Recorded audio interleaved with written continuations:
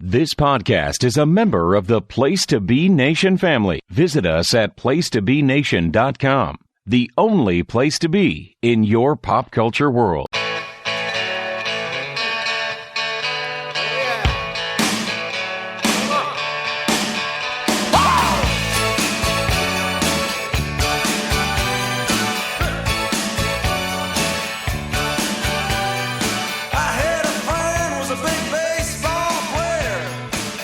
Hello, Place to Be Nation, and welcome back to Breaking Balls, the baseball show where we run down baseball that is, was, and will be.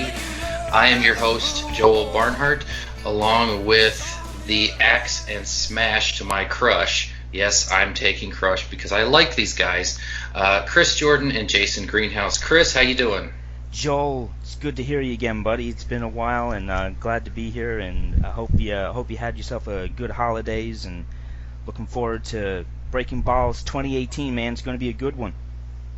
Yes, indeed it will be. And same to you on the holiday sentiments. I know, everybody has their own holiday traditions and whatnot. And we're going to talk about one of the best things about baseball in the new year, the Hall of Fame, in a minute. But before we do that, we should say hello to our other Hall of Famer, Mr. Jason Greenhouse. Jason, how's it going? Hey, what's up, guys? Happy New Year. And we've reached episode number 4, the Jeff Blauser episode, if you will. Yes. Yes, Jeff Blauser, a man that I saw many, many years when I lived down in Georgia. And he was just as unremarkable as you might imagine. Well, another famous number 4 before we came on the air, we were talking about an undisclosed ball player who had a drug problem. How about another one with a drug problem that was also a number 4, and that is Lenny Dykstra, Nails. Oh, yes. Yes, indeed, Nails. He's had maybe a more interesting life off the field than on it, I would say, in my opinion. Maybe sometime we'll dive into those depths, but today we're talking about positive things, we're talking about good things. But before we get started, gentlemen, we need to plug some stuff. First and foremost, we have a Facebook page because we are trying to promote ourselves, and why the hell not? Everybody else has one. So look us up on Facebook, Breaking Balls, like us, spread the word. We'll post discussion questions, fun stuff, just keep you guys all informed of how the show's progressing and just our take on baseball and the world around it. So please do that. Spread the good word. Chris, do you have anything else you want to plug this moment? Oh, yeah. Well, of course, maybe something about boxes, videotapes, going home. Yeah, we've got a sister podcast on the Place to Be Nation Pop Network called Go Home in a Box. It's my partner in crime, Joel LaPuma, another Joel. I can't believe there's more than one, but there is. And Joel LaPuma helps me out quite a bit on this, and we just talk. New retro releases that are coming out on Blu-ray, and we usually talk about 2 movies. Just this past episode 31, we talked about the indie flick Wendigo, and we talked some Shining with Jack Nicholson, and it went pretty well. And it's over on the Podbean network right now, Place to Be Nation Pop. That's where you can find it, and it's quite a good show. I highly recommend it, as of course I'm on it, so I'm going to recommend it, but check it out. It's a good one. Yes, indeed. If you enjoy movies, if you're a cinephile of any sort, give it a listen for sure. I will say about The Shining, my lasting memory of that movie is Shelley Duvall scared me more than Jack Nicholson. She was, woof. She was not, I know that was her part. She was meant to kind of play a beaten down, worn out. But, yeah, I think I had more nightmares about how she looked than old Jackie boy there. Jason, anything we need to plug for the rest of the nation? Yeah, sure. Of course, the big talk at Place to Be Nation right now is the the greatest WWE wrestler ever project that's going on. We have released in written form the honorable mentions from 250 all the way down to 101, and I believe the back end of that is coming out this week. And then we will be revealing the top 100 voted by Place to Be Nation staff and listeners, and it's going to be very interesting to see where everybody shapes up. And then there'll be some pod blasts and some podcasts and everything going on with people revealing their lists. So stay tuned for all that stuff. Yes, absolutely. Red Rooster #1, of course. Yeah, of course. No doubt.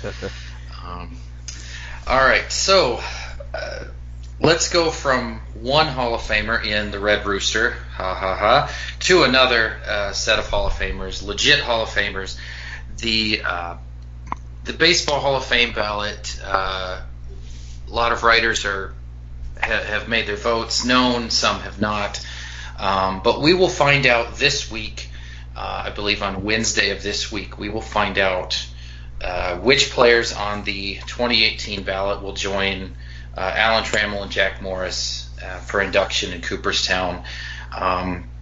Jason, I know you had some numbers for us as of Friday. Why don't you run down those vote totals that you have? And of course, these are vote totals that are not complete. They're not official. I think there's just about 47% of the ballots known, so about halfway. But what numbers did you have? Yeah, as of 5 p.m. yesterday, there was 194 ballots that were revealed, and that's 45.8%. And the 5 players who were over the 75%, there are 5 players that are over the 75% to get in. They are at 98.5%. We have Chipper Jones at 95%. Vlad Guerrero, 93%. Jim Tomei.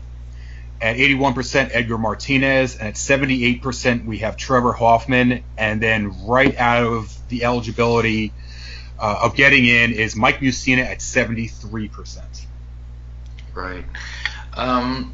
That's a hell of a good class. One of the largest classes, I believe, ever. If they all make it, of course. Again, with only 50%, we can expect a little bit of fluctuation in those totals, but it sure seems like Chipper, Vlad, and Big Jim Tomei are mortal locks this year. Why don't we start with the leading vote getter, Chipper Jones, third baseman / occasional left fielder for the Atlanta Braves. Great switch hitter, maybe the greatest switch hitter outside of Mickey Mantle to ever play. Chris, what are your thoughts on Chipper Jones? Your impressions of him as a fan, and your thoughts on him as a Hall of Famer? Well, first, my thoughts on him as a Hall of Famer. I think he's a lock at this point. I think he should be head of the class, and just a brilliant career down there in Atlanta. Spending it all with one team, of course. Which is pretty rare to see as the years go on. But it's actually arguable who the better third baseman was throughout Atlanta Braves history, either him or Eddie Matthews. And I kind of got to give the edge to Chipper there, because just the sheer how long he just stayed consistent. Consistency was the key for that guy. He rarely got hurt, which is another, benefit to his case. And as a fan, I can't say I was a huge Chipper Jones fan. I mean, I can acknowledge what he's done in his career, but Chipper was always that guy. He had that swagger that kind of, if you're playing him, if your team is facing him, it kind of rubbed you the wrong way a little bit. He had that. That Southern boy swagger that can get under one's skin, but he had good cause to do it, because he was one of the best players in the game during his era, and I definitely think he's a lock. He should be a unanimous vote, but it is what it is, and Chipper Jones should head the 2018 Hall of Fame class. Yeah, very well said. I'm a little surprised we haven't ever seen a unanimous vote, but I just chalk that up to there always being a few writers out there who maybe just find a reason not to vote for somebody. Maybe they say, well, if so-and-so wasn't unanimous, then this guy can't be unanimous. But Chipper, definitely a deserving player, great hitter, pretty good fielder for most of his career. Toward the end, he got a little bit iffy, but most players do. Won an MVP in '99 with the Braves. Excellent player, multiple-time All-Star, however much stock you want to put into that. Finished his career with 468 home runs, a .303 batting average, a .401 on base, and if you're into WAR, he finished with 85 WAR according to Baseball Reference. Jason, what are your thoughts on Chipper? I know as a Yankee fan, you saw a lot of him in October. Yeah, we did, and right now at 98.5%, I believe that there's probably the 1.5% is probably New York Met beat writers who are not going to want to vote him in. Here's his career stats against the Mets: 245 games with 858 at bats, 265 hits, 49 home runs, and 159 RBI. So he basically had a complete season in his whole entire career against the Mets. Just dominating numbers.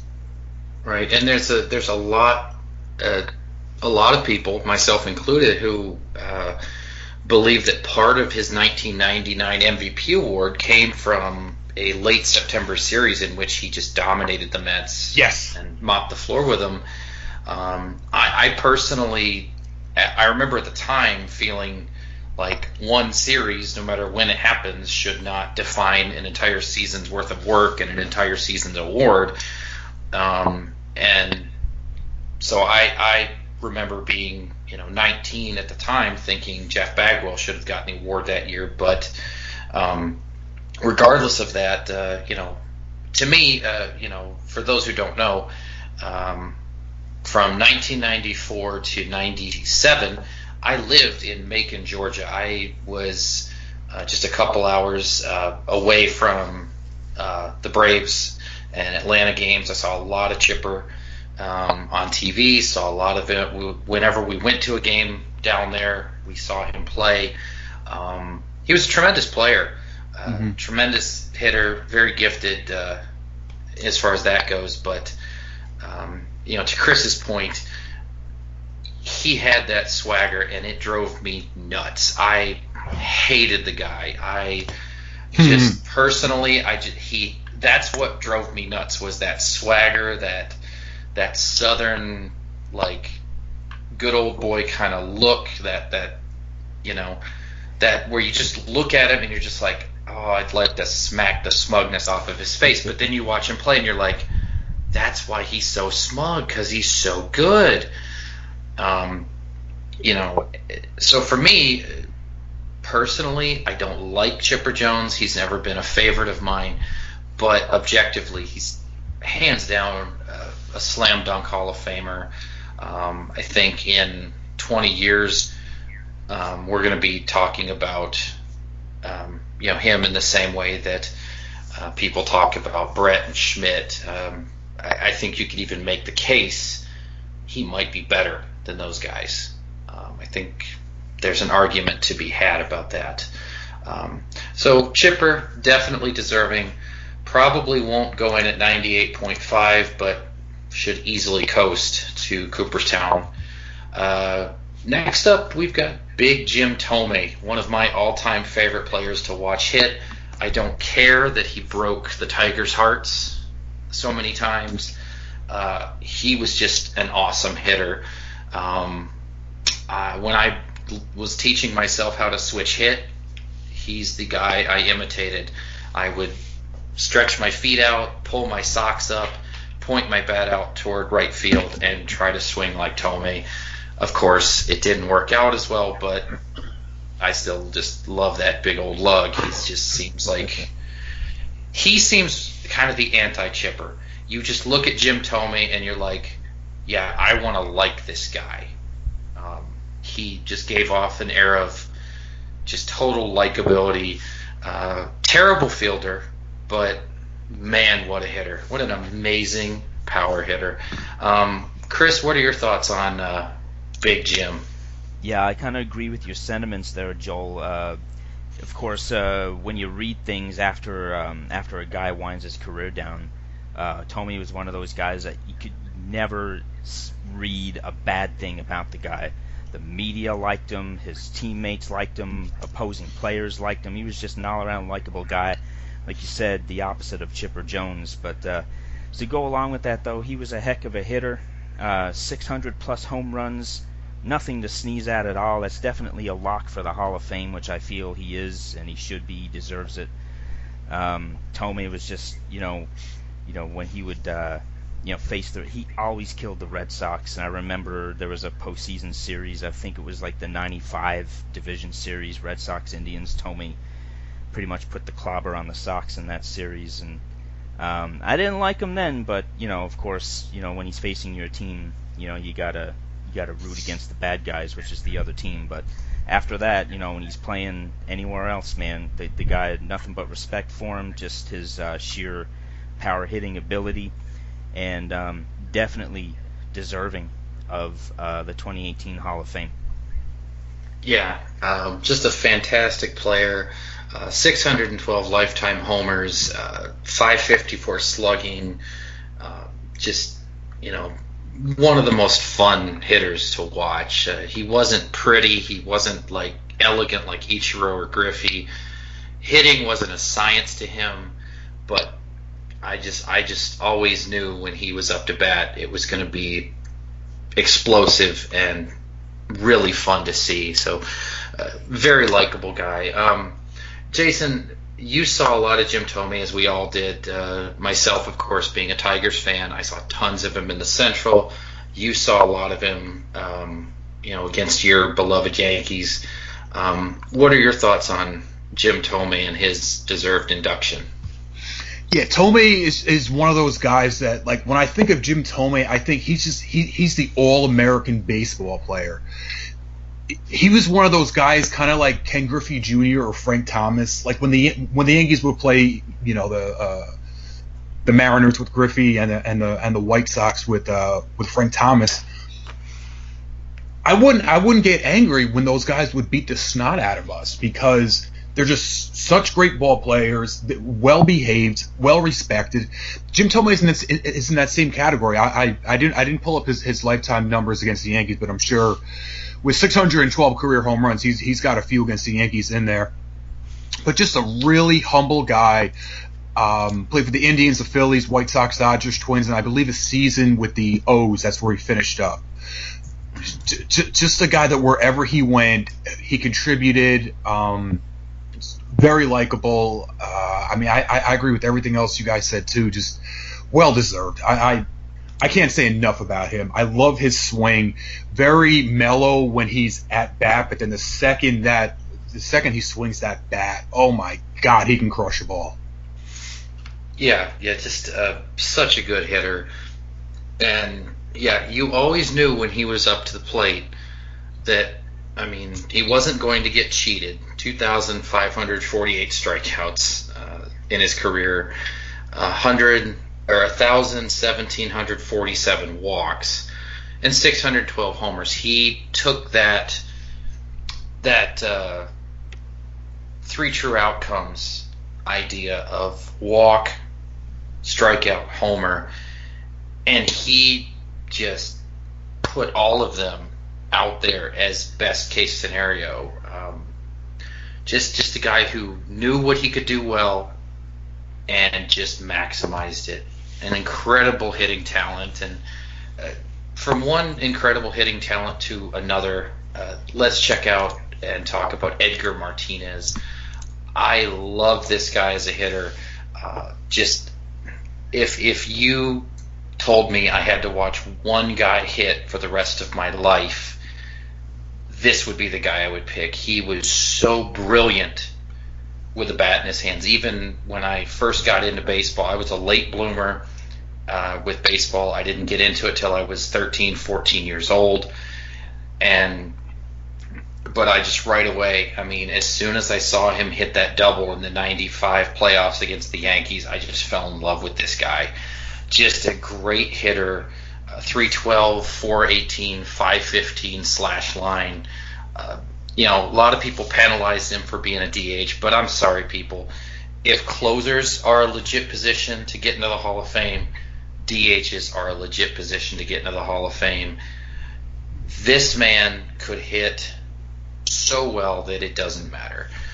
A slam dunk Hall of Famer, and I'm so happy he's getting in. I'm so happy that we don't have to go through a drawn out process like we had to see with Tim Raines or Trammell or any of those guys. I'm just so happy that writers are just right off the, no pun intended, but right off the bat, more or less, waking up and realizing, hey, this guy's on his 9th try, but boy, he was so damn good. Let's get him in. So I'm ecstatic about Edgar getting in. I really am. Jason, what are your thoughts on Edgar? I know that 95 playoff double had to be a little bitter for you, though. Yep, bottom of the 11th against that piece of shit Jeff McDowell. But Edgar. Hey, what do you have against a Cy Young winner who flips fans off? You really want to get into that? No.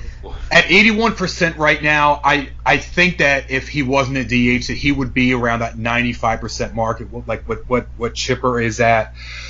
Edgar was the heart and soul of the Mariners for that little dynasty era that they had in the 90s and early 2000s. 2,247 career hits, 312 batting average, 7-time All-Star, batting title in 92 and 95. Oh, man, just such a great contact hitter. Absolutely love him. Well-deserved. And like I said, he was the heart and soul of that team, of those Mariners teams. You had Buhner, you had Griffey, you had A-Rod later on.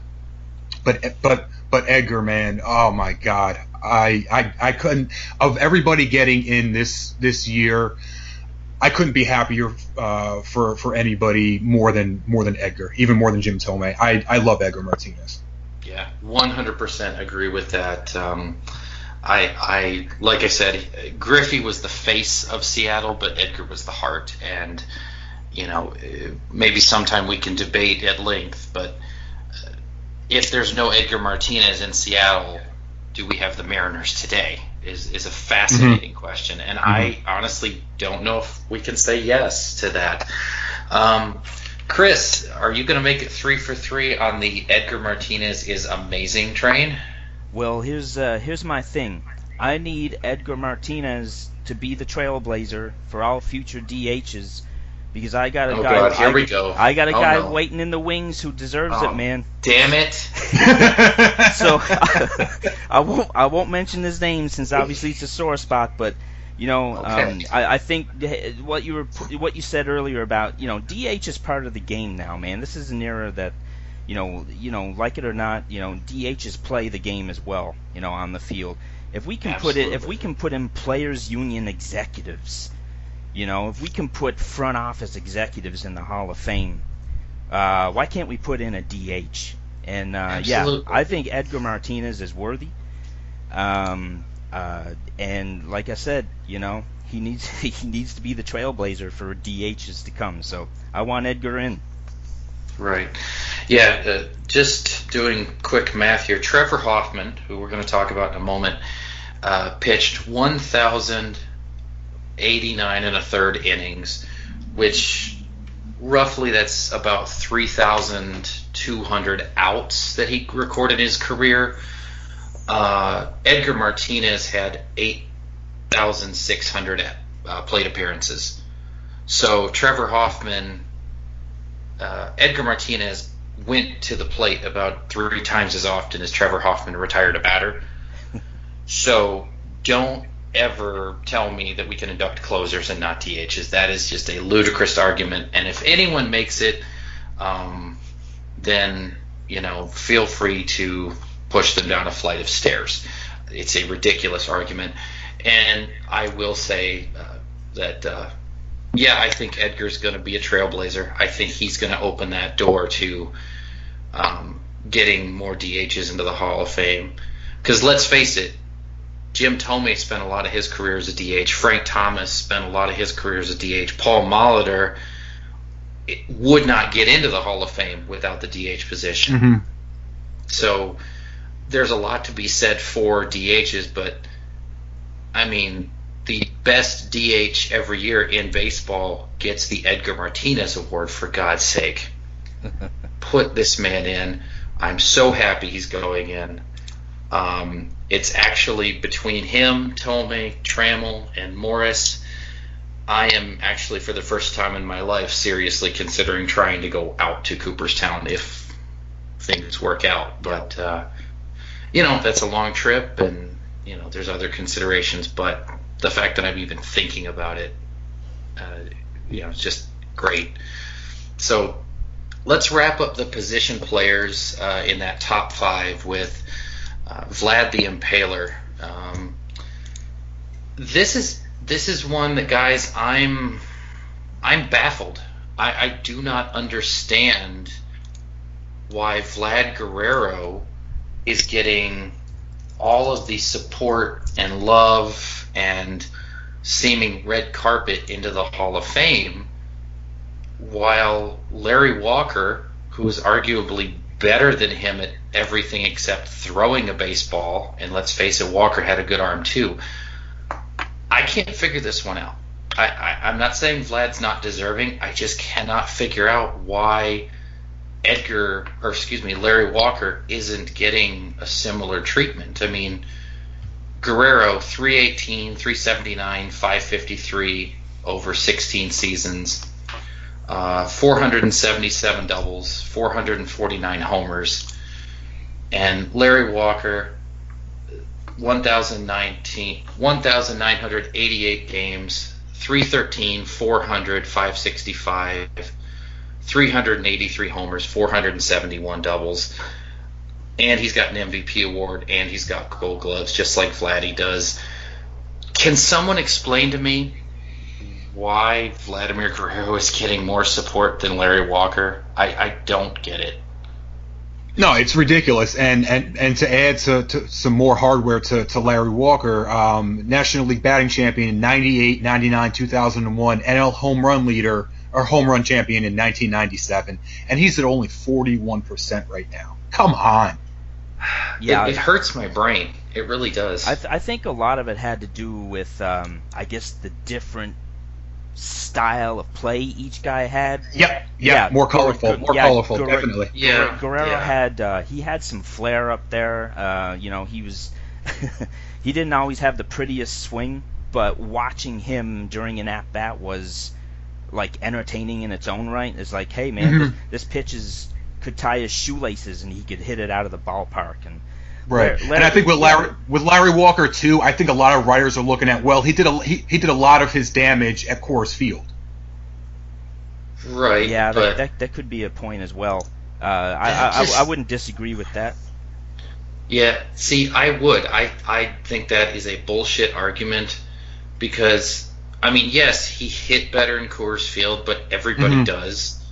He still was a hell of a good hitter in Montreal. I mean, 281, 357. And it's not like he could control the way that ballpark played. That's not fair. Now, yes, he did choose to sign with them as a free agent, but he certainly didn't say, hey, can we make the right field fence X number of feet? Yeah, sure. And I'm against the argument of some of the writers who might say that he played at Coors Field for 6-7 years, however long it was. It's bullshit. It's not. He didn't put a team in Denver. No, he just happens to be playing on the team.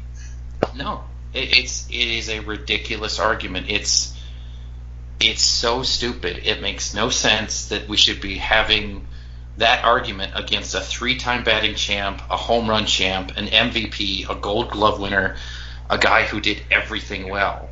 I mean, that's crazy talk. Just because he had a strike zone. I mean, that it blows my mind, and I really hope that somebody, and I don't know, maybe if I get the time, it'll be me. I don't know. Somebody needs to champion him the way that others have championed Tim Raines and the like, and get this guy to Cooperstown where he belongs. But let's go back to Vladdy. Chris, what are your thoughts on the man who never met a pitch he didn't like? Yeah, I like Vladimir Guerrero, and like I was saying earlier, he definitely had a way to, make an at bat memorable just with his ability to not really be pitch selective, so to speak. And plus, I mean, you already mentioned it, but he had that dynamite arm out there in right field, and so he was quite memorable in so many respects. I didn't really think he had the push behind him to get him in on the first shot. I thought he was, when the ballots come out and who's on the ballot, I always thought Vlad Guerrero was a shoe-in for like his second try. I didn't think he'd be a shoe-in, first crack at it, but apparently there's this big push to get him in on the first shot, and I think a lot of that has to do with just how memorable he was as an overall player package. Yeah, this is actually his second year, but okay. I actually thought he would get in maybe 5th, 6th, 7th year. I thought he'd be inducted, but it would be further along. So I am not only surprised at how high of a percentage we're seeing for him, currently about 94%, but that it's so strong so early, and as we've said, the fact that a near identical player who's just just as good, maybe even better in some regard, is languishing. I think another thing I want to add in there real quick is the fact that Vlad Guerrero, the era he played in, can be considered the steroid era, I guess, for lack of a better term, and he just always had natural hitting ability, and no one ever really accused him of anything. And it was just, I think that has a lot going in his favor as well, especially after what we talked in the last show, after like Joe Morgan's nasty letter to the Hall writers. But I really think that might be in his favor as well. I'm sure it is. I mean, when you look at the rest of the ballot and you see, Sammy Sosa's 6th ballot, 11%, Gary Sheffield, 4th year, just about 9%, 10%. Manny Ramirez, who is a very good comp for Vladdy in terms of being a right-handed power hitter who played, Manny wasn't the outfielder Vladdy was, but, they're fairly comparable players, and yet Manny's sitting here, his second year on the ballot, 23%. So, I think that the fact that there's no steroid stink on Guerrero whatsoever added to his colorful. I never got the sense he had a colorful personality, but just the way he played was very colorful. He was very flamboyant player. There's definitely a lot of X factors going into his induction. Jason, I'd like to move along and ask you about Mr. Hoffman, Trevor Hoffman, the longtime Padres closer, one of two men in the 600 save club, along with someone you're also itching to talk about for next year's class. So what are your thoughts on Trevor Hoffman and his march toward Hall of Fame? I mean, I guess having 600 saves is kind of like the new, 500 home run, 600 home run, 3,000 strikeout, where you automatically punch your ticket by having that number. I don't think Hoffman deserves to get in. I don't think he was that good of a pitcher, that good of a closer. He just 61-75 career record. Now, he was also a starter for a little while with the Marlins, right? No, he was a minor leaguer with them. He never started a single game in the majors. Okay. But yeah, win-loss records for relievers are pretty useless unless you're talking the 70s fireman types. So, but yeah, right. But I mean, still with 75 career losses, he's got to have a whole bunch of blown saves out there. Oh, absolutely. So 7-time All-Star. I enjoyed watching him close games, but I mean, we had our own closer who was dominant in New York, so Hoffman was like, okay. Right. But yeah, I don't know. Good for him. Hell's bells. Yeah. This feels like, to me, I agree with you. I don't like these one-inning closers getting into the Hall of Fame. I know that's where we're heading. We're heading toward more short stint pitching. But, yeah, I mean, Trevor Hoffman pitched 1,000 innings, and that's it. The only argument I would give to for me to kind of boost my thoughts on him would be, I mean, if the Padres made the playoffs and made it to the World Series a few more times, see how his postseason record would be. I mean, that's kind of what's helping Mo out a little bit more, besides being the most dominant closer ever during the regular season. Mo's postseason performance is also helping him get a push by helping the Yankees win those World Series. Right, yeah. I mean, Hoffman made the World Series 4 times, played in 6 different series, 3.46 ERA, 12 games, 13 innings, 14 strikeouts, 5 walks, 4 saves. Yeah, it's not really anything that's going to help or hurt his case either way. It's not numbers that jump out at you like Eckersley or Mo. Right. I mean, I think for Hoffman, much like with Vlad Guerrero, it's the story. It's the story that, hey, here's this guy that the Marlins drafted as a I believe the Reds drafted him as a shortstop, saw that he couldn't hit but had a good arm, traded him to Florida, then they sent him to San Diego in the Sheffield trade and just said, you're going to close games for us because we're going to suck. And they struck some oil there, hit gold, and he, of course, he had that famously good changeup. So, yeah, I think for Hoffman, it's the story, it's the longevity, and it's that 600 save barrier. Whatever you happen to think of the save stat, I personally think it's just useless garbage. But anyway, I agree with you. I don't think Hoffman is a great Hall of Fame candidate. I'm very surprised at where he is. I kind of thought if he got in, he'd get in later. Especially with Rivera on next year's ballot. It really surprises me that Hoffman looks like he'll go in before the greatest closer of all time. And again, I say that with a pinch of salt because I'm not a big closer in the Hall guy at all. So, Chris, do you have any thoughts on Hoffman? If not, we will move forward, but I want to give you your due here. Well, yeah, I don't mind Hoffman going in the Hall as much as you guys. It's amazing that the push he's getting, considering that he played for a West Coast team not named the Dodgers.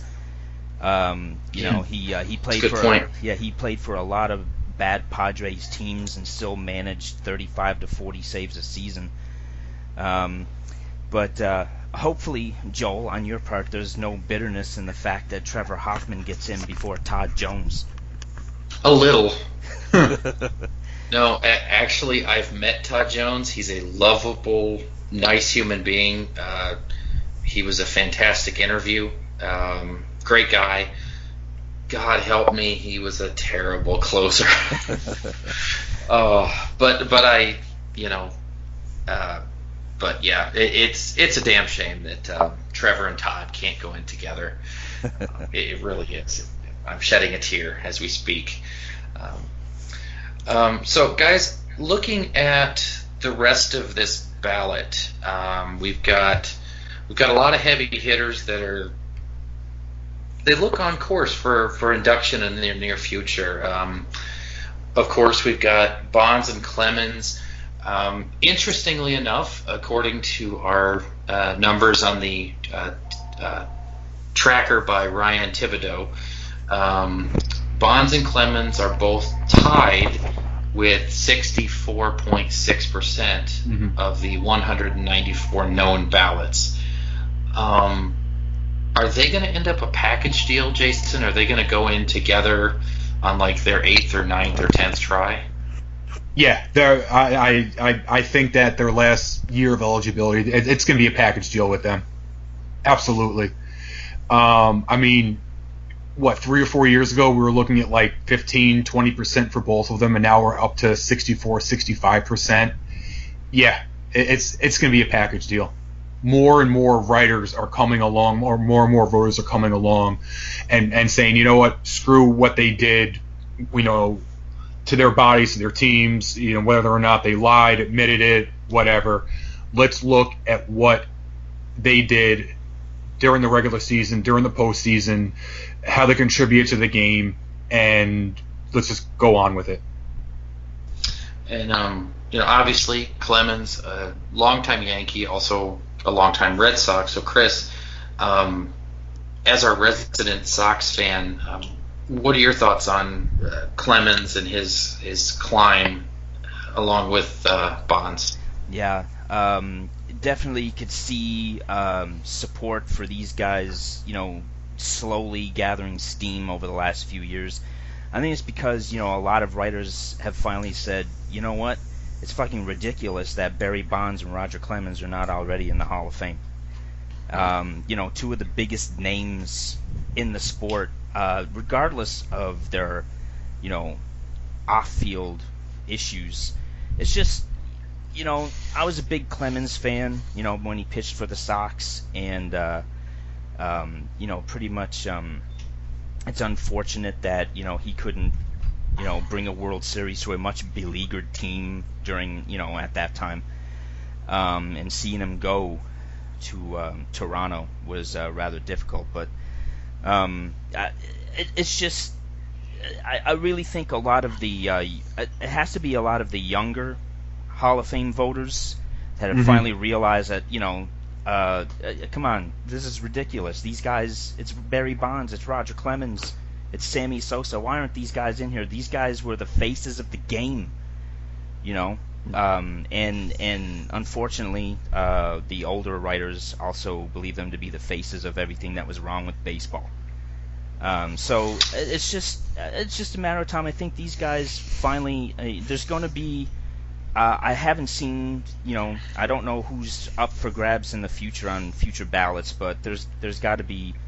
I hate to say it, but there's got to be a weaker class of players coming up here in the next few years where Bonds and Clemens could finally, sneak in there.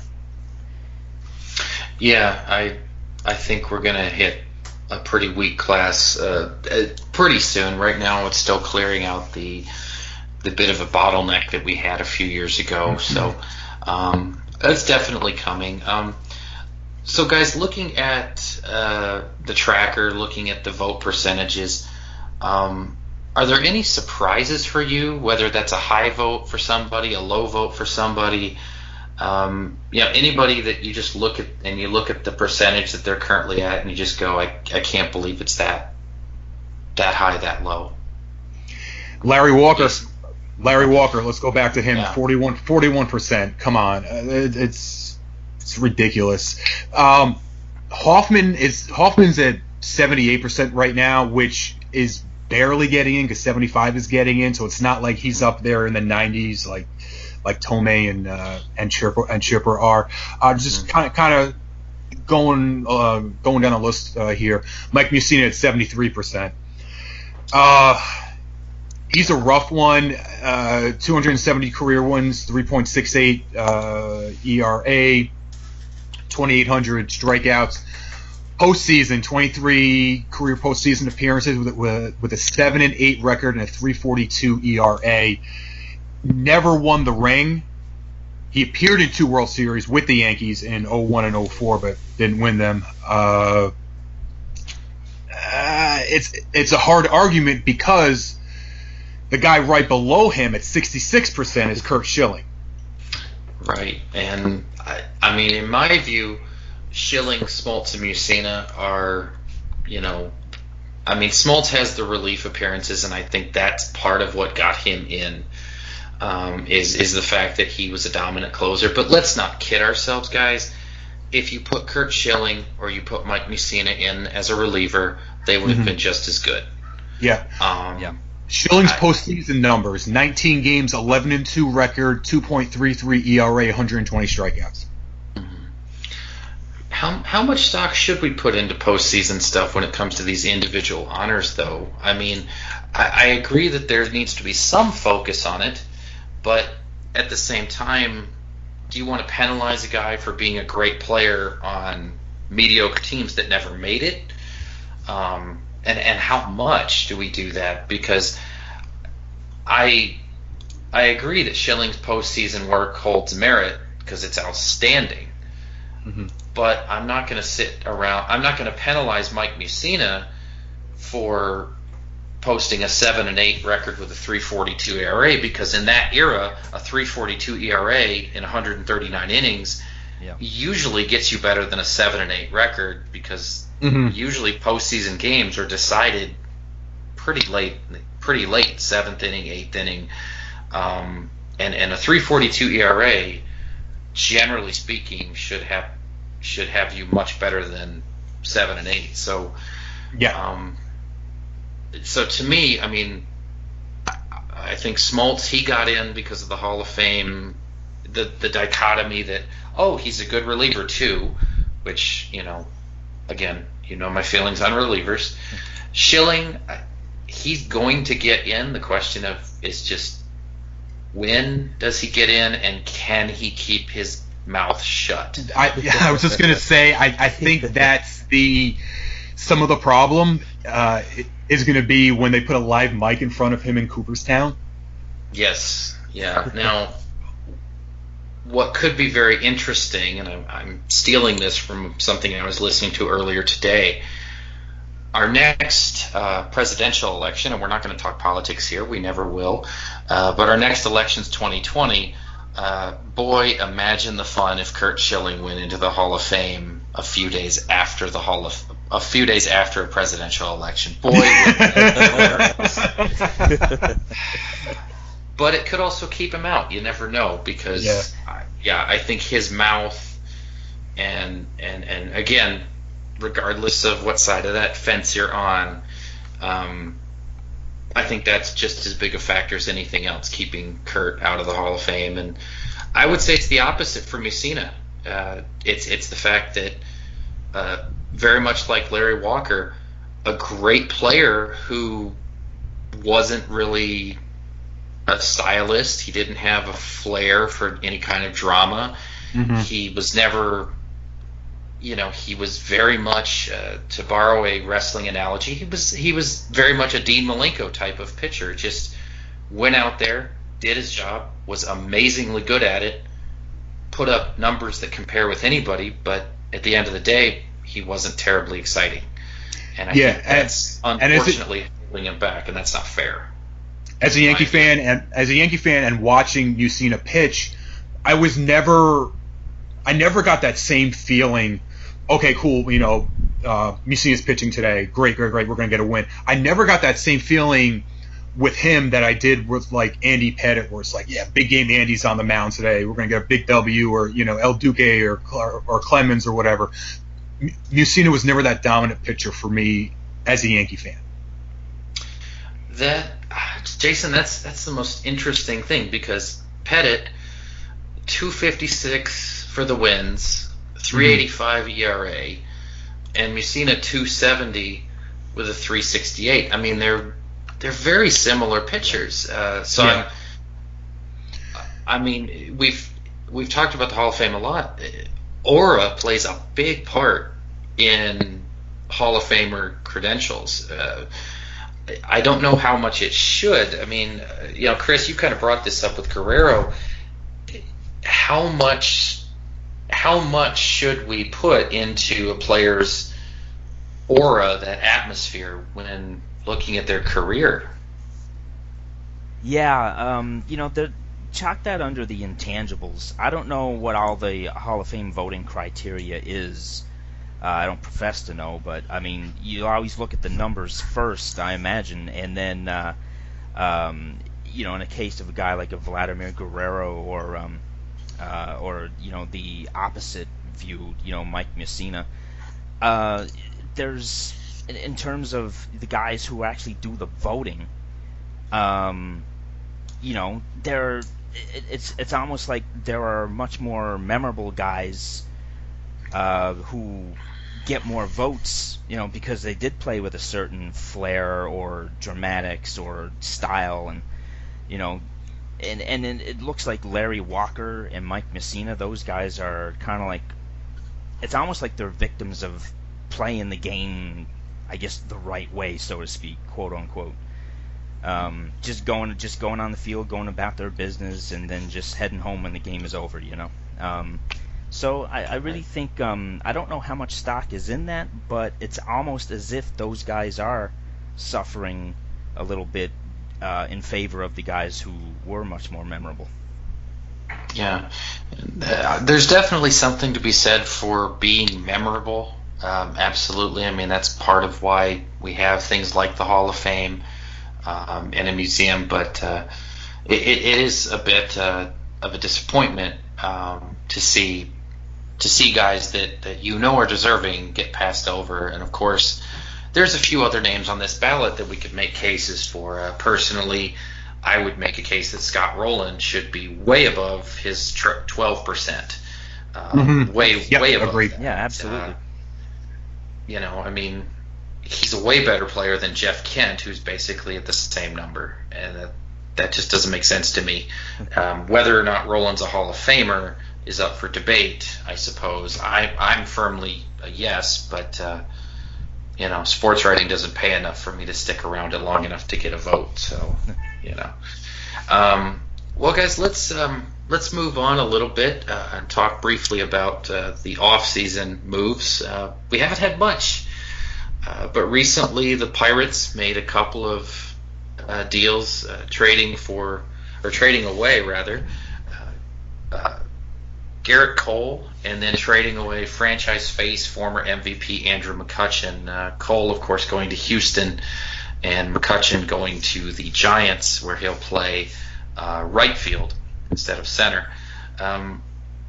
Jason, what was your take on these two trades as far as what it means for Pittsburgh? It's a shame because not even 5 years ago, they were like one of the most dominating teams in the National League, and then poof, overnight it's gone. It's really sad to see, and the writing was on the wall with McCutchen leaving, because for the past couple of years, I mean, he's been in the face of Pirates baseball, and for some reason this season in Pittsburgh, where they have the billboards promoting season tickets going on sale for the Pirates, Andrew McCutchen's face was nowhere near that. It was Josh Bell and Josh Harrison's face all over this stuff. So the writing was on the wall for McCutchen. They were obviously having some problems. I mean, he was rumored to be traded during the deadline last year too. So there was some internal stuff going on there. So I'm happy for him. I hope that the Giants, who were probably going to be in the toughest division in baseball, I hope with his addition and his leadership coming to that team, that the Giants are going to surprise a lot of people and possibly squeak into a wild card. Garrett Cole going to the Astros. Oh my goodness, can that rotation get any better? Just when we thought that it couldn't. I mean, you have Garrett Cole's going to be their number 3 behind Keuchel and Verlander. I mean, this is like 90s Braves domination when it comes to a pitching rotation, it looks like on paper. Yeah, I think the key there, though, is on paper, because, yes, Garrett Cole, he's 26, He will be 27. Well, no, excuse me. He'll be going into the season at 27. He just finished his age 26 year. Last year, 203 innings, 196 strikeouts. So he certainly has the potential to dominate, but he does give up home runs. He gave up 31 last year, so that skewed his numbers a bit. So, but on paper, yeah, that's a fierce top three, and of course, they've also got McCullers and Morton. And Morton, yep. And some good depth. So, Chris, does this make Houston a bigger favorite to repeat, or are they still in for a real dogfight with Anaheim and the Yankees and the Indians for the AL top spot? Well, yeah, I mean, a lot of several teams in the AL have improved their stock during the off season. I still think the Astros are the team to beat, only because they still have all their key pieces that won them a World Series, and adding a solid number 3 in Garrett Cole provides stability to a rotation that at times did show some kinks in the armor a little bit during the long season. So, hopefully for the as far as the Astros are concerned, the Cole trade will work out for them. I really think, and on the McCutchen deal, you guys are aware that Pirates fans have signed an online petition at change.org to try and get the MLB to force the Pirates ownership to sell the team, right? No, I was not aware of that. I'm not surprised by it, though. Yeah, there's a little movement there from Pirates fans to. I don't know how serious it is, but I was reading about it just yesterday, and I think what Pirates fans are worried that they're going to be in for another long, cold, 20-year drought. Unfortunately, the Pirates never really had that one or two pieces they needed to get over the hump in the postseason. They were always missing, like, maybe a big slugger in the middle of their lineup. They were lacking maybe a lights-out starter. And unfortunately for them, it didn't work out. And now it looks like Pirates fans are worried that, this could be another 1992 to 2012 scenario where they're finishing, near the bottom of the NL Central for a long time. So, yeah, definitely sorry to see Kutch go leaving Pittsburgh, but his fate could be better off in San Francisco, where the Giants definitely are making strides to compete in the NL West. And so with the seasons that the Dodgers, the Rockies, the Diamondbacks had last season, with the Giants now showing improvement, what are the Padres waiting for? Right? Oh, they're waiting for Eric Hosmer to just take all their money. Boy, what a stupid idea. Sorry, that San Diego.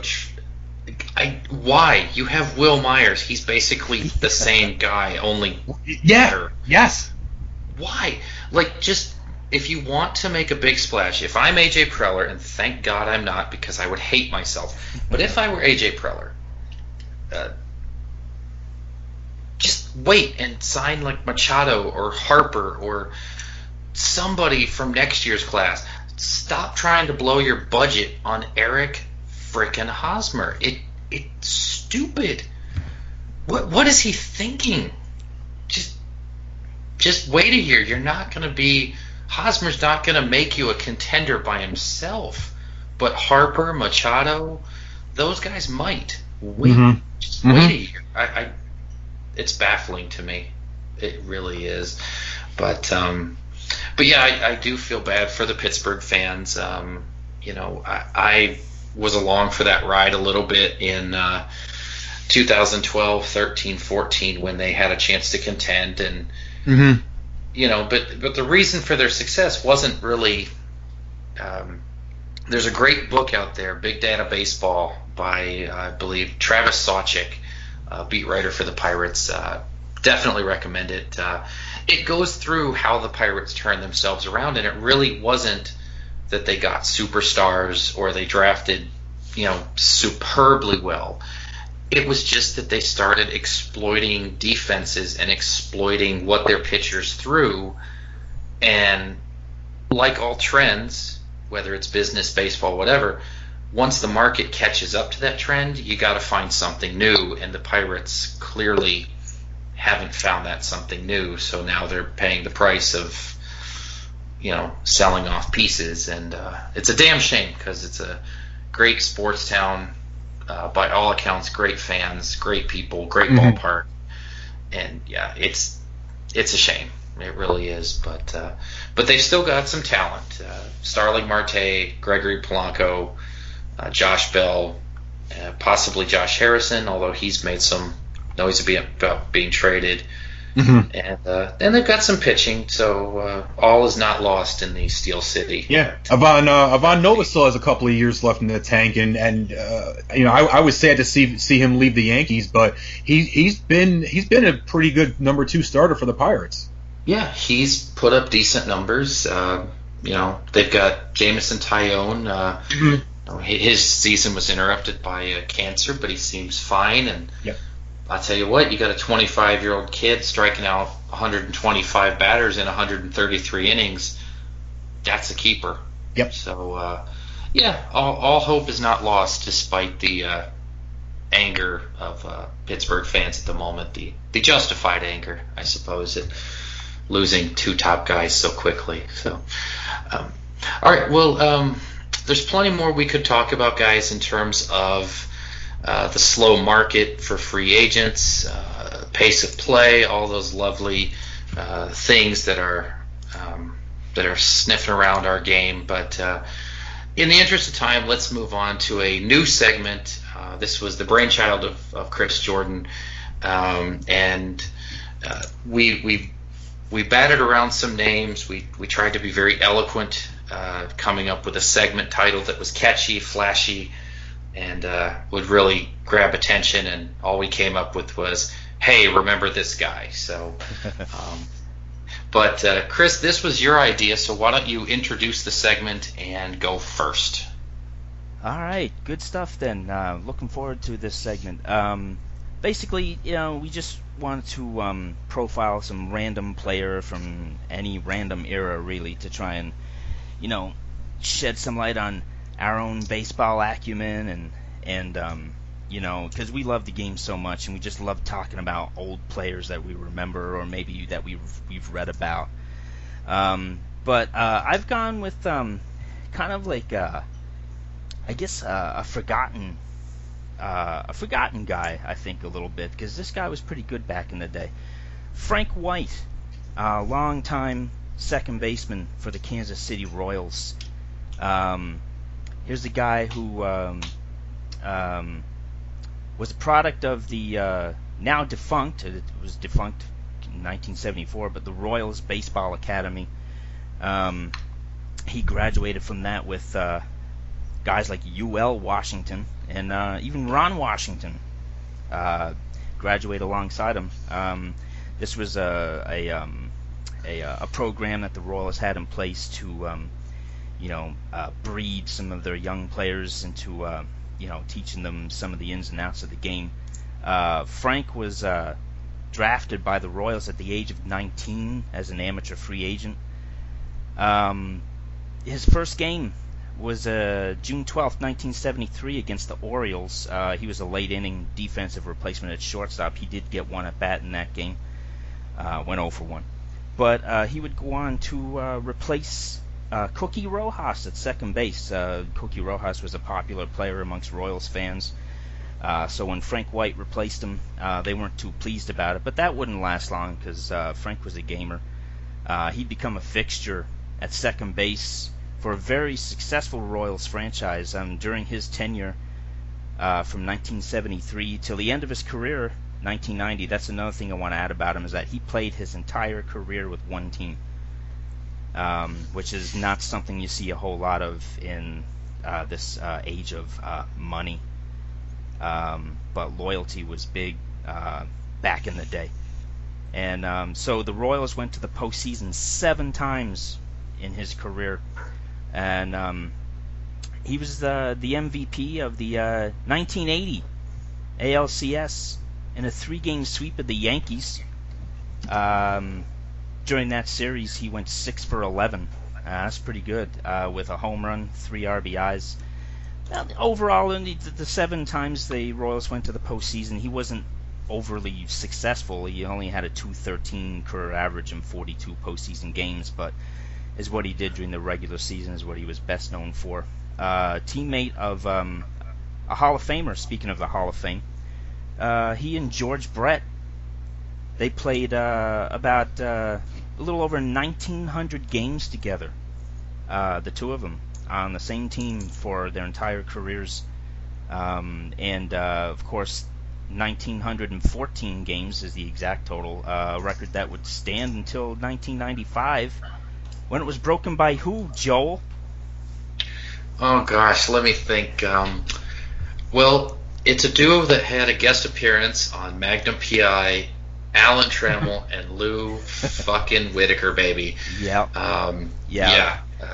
So there's some great combos right there. I mean, Alan Trammell and Lou Whitaker broke that record in 1995, but that still stands as second best all time among two guys playing on the same team together the whole career.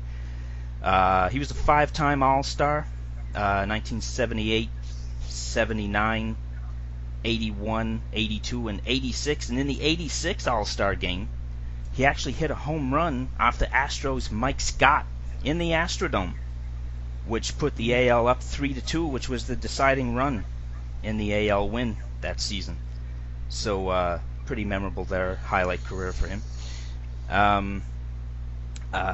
He won the Gold Glove 8 times at second base, including winning that award. He had that award locked down every year from 1977 through 82. So he won the Gold Glove 6 straight seasons. Also won a Silver Slug Award once in 1986. That year he hit .272, but he had 22 homers, 84 RBIs. Solid season for him. In the 85 World Series, Royals-Cardinals, there was no DH in that World Series. So because of that, Hal McRae, Royals regular DH, had to sit. And Frank White hit cleanup during the 85 World Series. The first second baseman to hit cleanup in the World Series since Jackie Robinson. We already mentioned his performance in the 86 All-Star game. He ended his career after the 1990 season.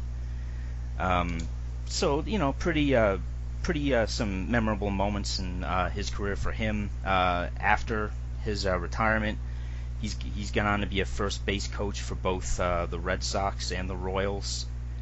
He's actually considered for the Royals manager job after the 2007 season. Buddy Bell was fired, and Frank White was considered, but ultimately he lost the job to Trey Hillman. Anyone remember Trey Hillman?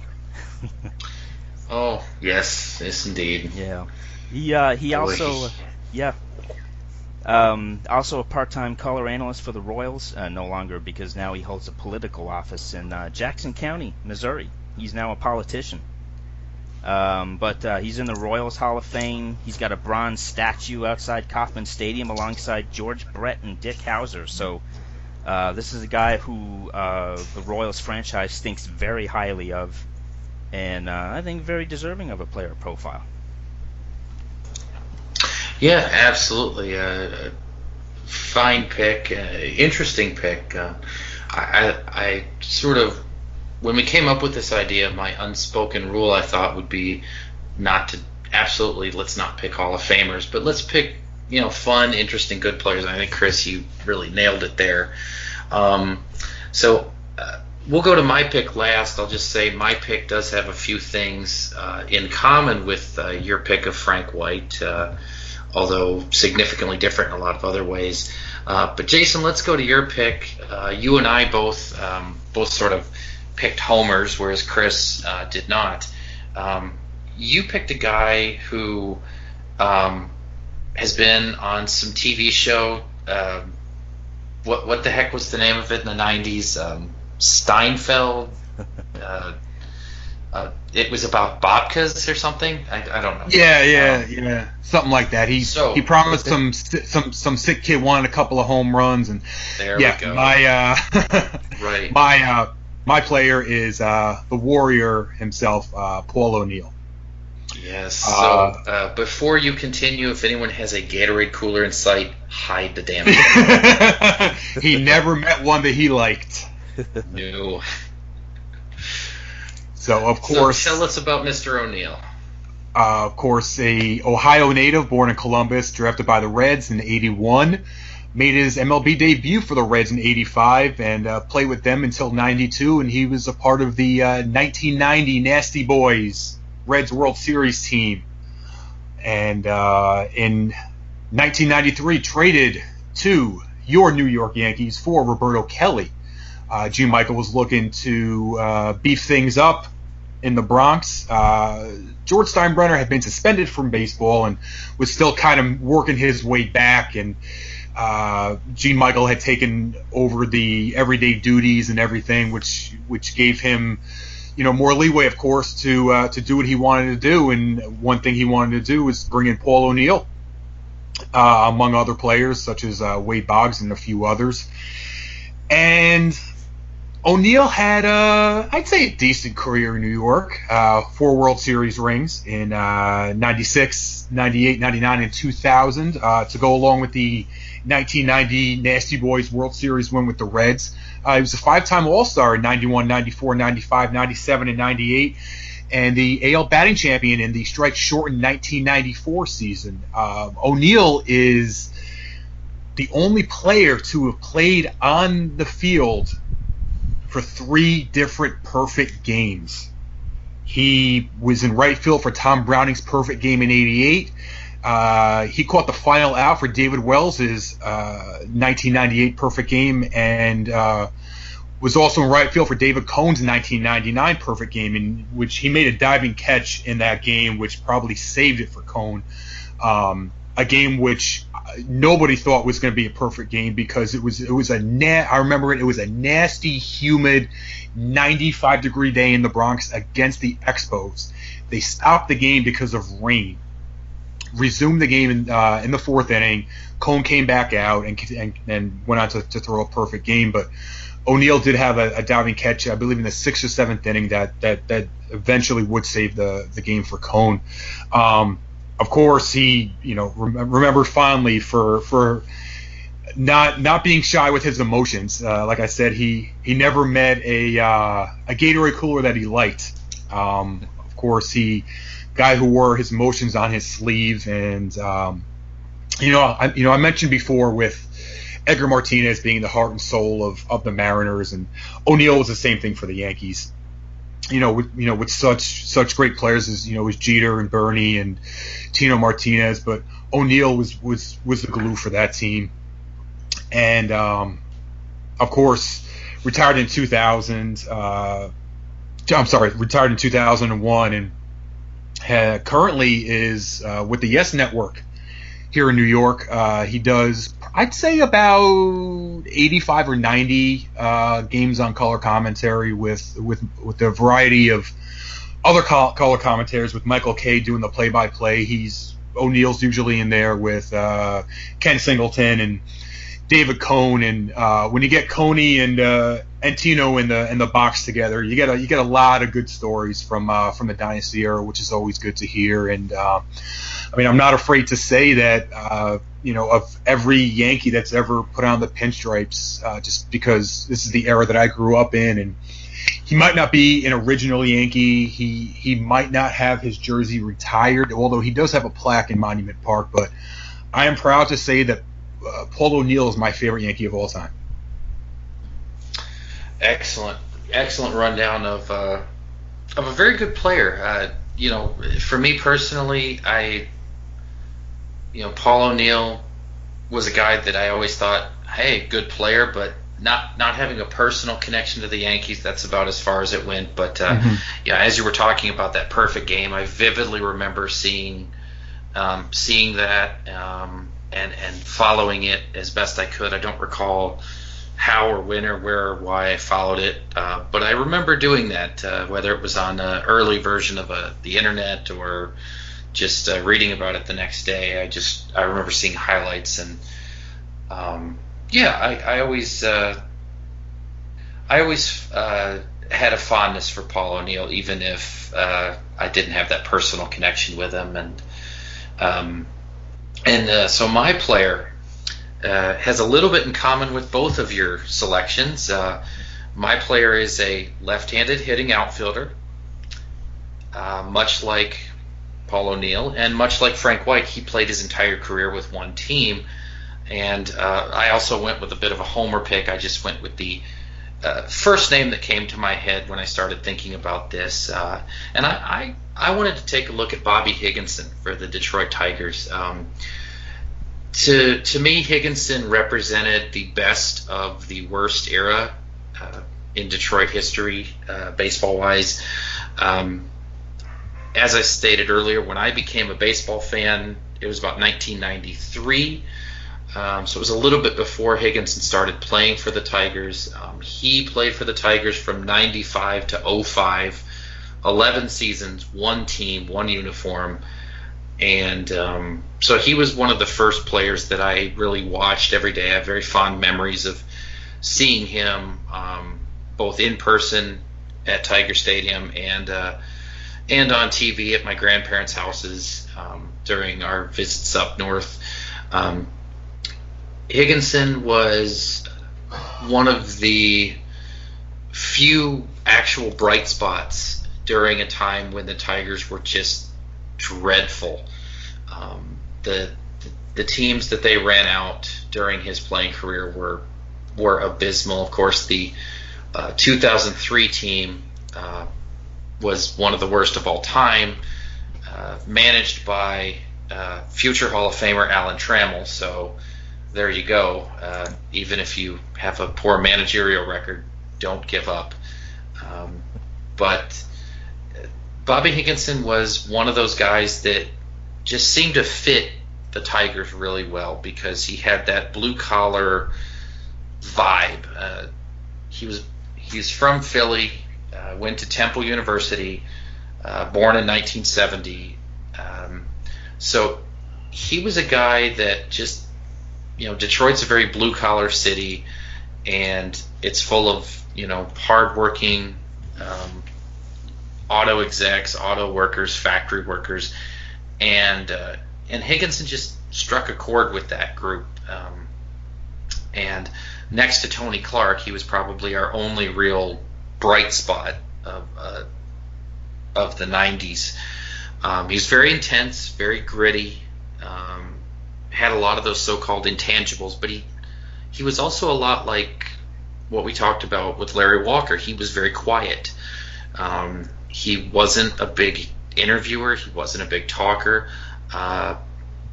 But he just had an aura about him that you knew he played the game hard. You knew he played it the right way, and he gave 100% every time he was on the field.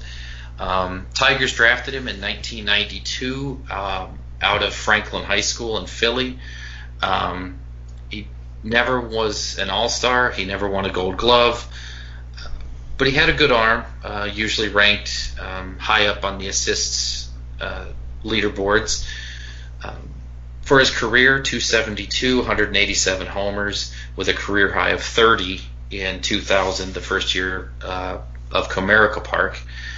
And he holds a couple of distinctions that one I didn't know before researching this, and one that is just lodged in my brain permanently. What I didn't know is he hit home runs in 4 consecutive at-bats, over 2 consecutive games. He did walk in between the home runs. So on July 30th of 1997, he hit 3 home runs in a game. And then the first inning of the next game, July 1st, he hit another one. So a unique distinction there. And the memory that I have of him that's just permanently seared in there, and we talked about this actually during our Roy Halladay Remembrance show. Roy Halladay's second ever appearance in the majors, he was throwing a no-hitter into the ninth inning. And with one out in the ninth inning, Bobby Higginson broke up the no-hitter and broke up the shutout with a home run. Of course, the Tigers didn't win the game. It wasn't a game winner, but it just permanently was something I remembered with Higginson. And, of course, also another interesting fact I saw is he never played on a winning team. When he was at Temple in Philly, he played for 4 years, never won with any of his college teams. They never had a winning record. And then he was drafted by the Tigers, 3 minor league seasons, no winning records. And then for all 11 of his years with Detroit, no winning records. So an unfortunately kind of maybe fitting statistic there for a guy who's most associated with being one of the best players during one of the worst eras of Detroit baseball. And as far as what he's up to today, you guys did a great job covering your two, but I have no idea. I couldn't find anything on him other than the occasional, well, I think he still lives in the Detroit area. So your guess is as good as mine. For all I know, he might be, who knows, he might be the new Lions head coach next year. I don't know. But so that was our Remember This Guy segment. Guys, I think we all made some interesting choices. I think this is a segment that's going to be fascinating to see who we come up with. And let's put it out to the listeners. If you guys have any suggestions for how players you'd like us to highlight, feel free to hit us up on the Facebook page and make some suggestions, because we'll definitely take a look. So let's take our break. We're going to come back with our draft, and just a word of warning, we're getting out of our comfort zone. We're not drafting baseball things this time around. We're going a little bit weird, so should be a lot of fun, and we'll see you all after the break.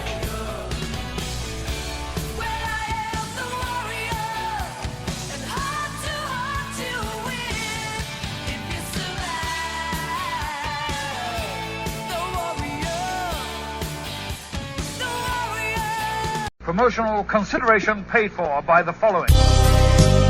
Hey, pro wrestling announcer Kevin Kelly here. I want to make sure you are all subscribed to all the great feeds here at Place to Be Nation. It's really easy to do. Just head to iTunes or your preferred podcatcher app today and search and subscribe to the Place to Be Nation wrestling feed, which of course includes the full archives of the Kevin Kelly Show, the Place to Be Nation pod feed, and the Pro Wrestling Only feed. Subscribe, listen, and then rate us and leave feedback today. And be sure to give Justin your true thoughts. I mean, don't hold back. After all, he is kind of a jerk. Just listen to Scott.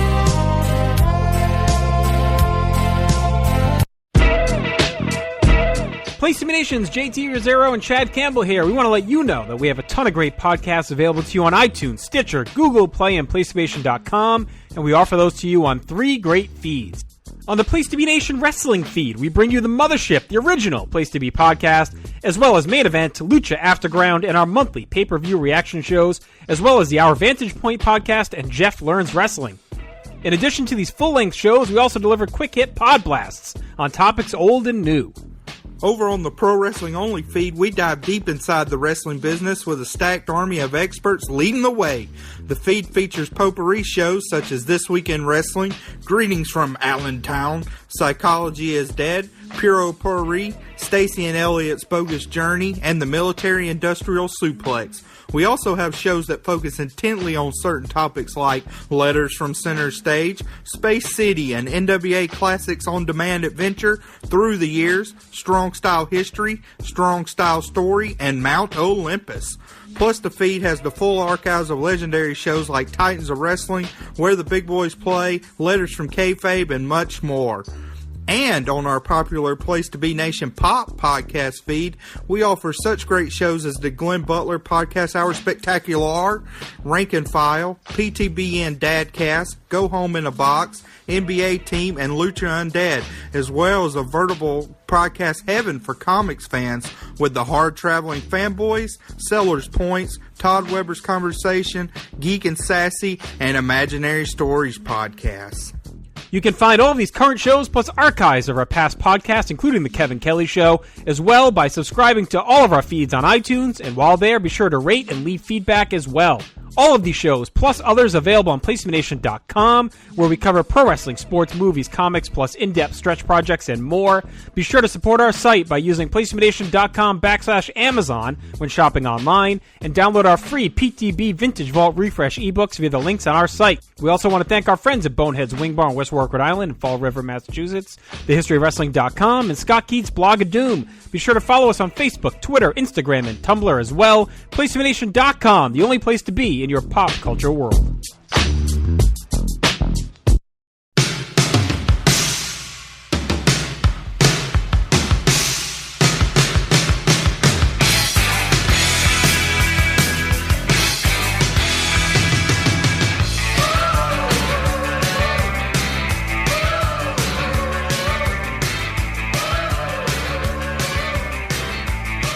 Welcome back, Nation, to Breaking Balls.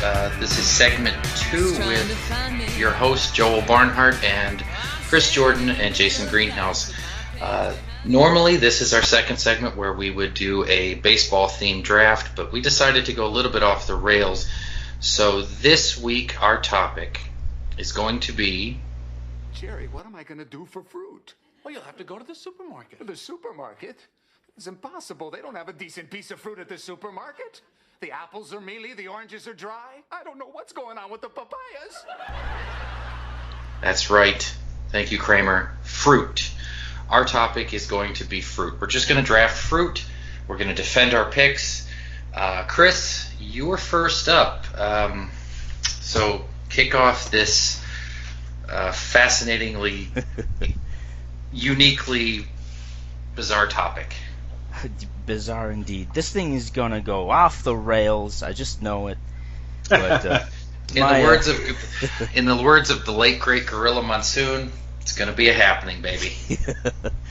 For my first pick, this is something that is found in my lunchbox every day.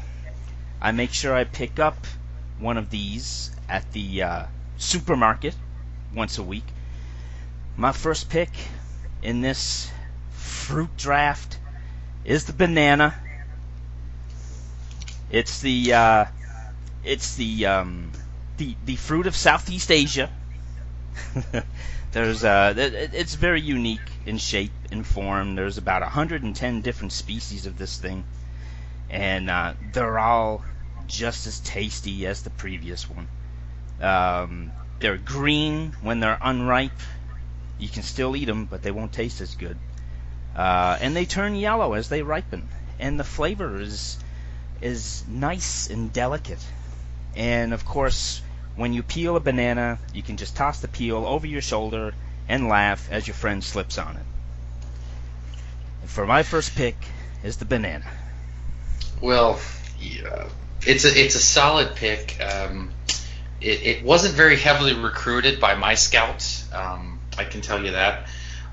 They really didn't like the easy bruising of the banana. They felt like it wouldn't hold its own in a real knockdown, drag-out encounter. So it really wasn't even on my board, but it's a fine choice.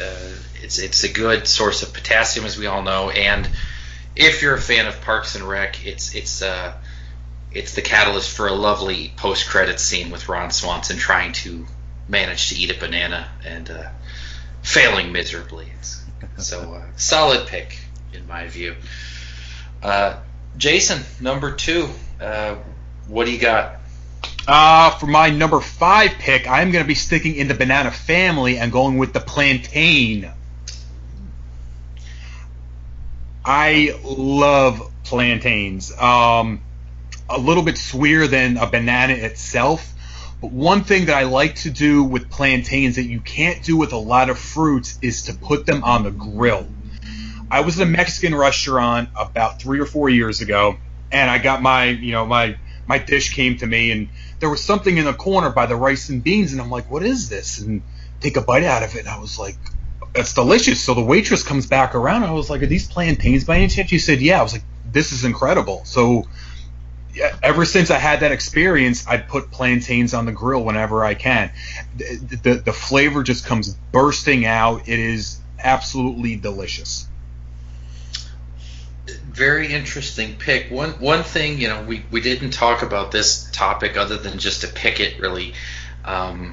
We never said that because Chris took the banana, he gets all banana-related fruits. So I think you're in the clear with this one. It's an interesting choice. I've actually never had them. So it is a life changer. I'm telling you, fire up your grill and throw a plantain on there for about 15 seconds each side and let it sit, cool off for a little bit, and welcome to flavor country. Lovely. Well, my pick, my first rounder, is another grillable fruit that is very tasty, especially when it's ripe.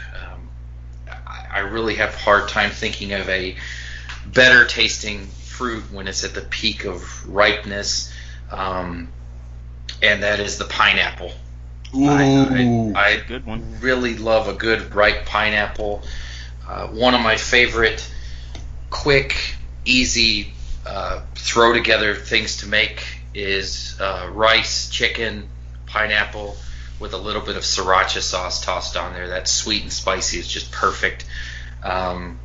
So that is my pick, the pineapple. The first pick that you could actually beat someone to death with. So, but excellent pick. Probably not our last.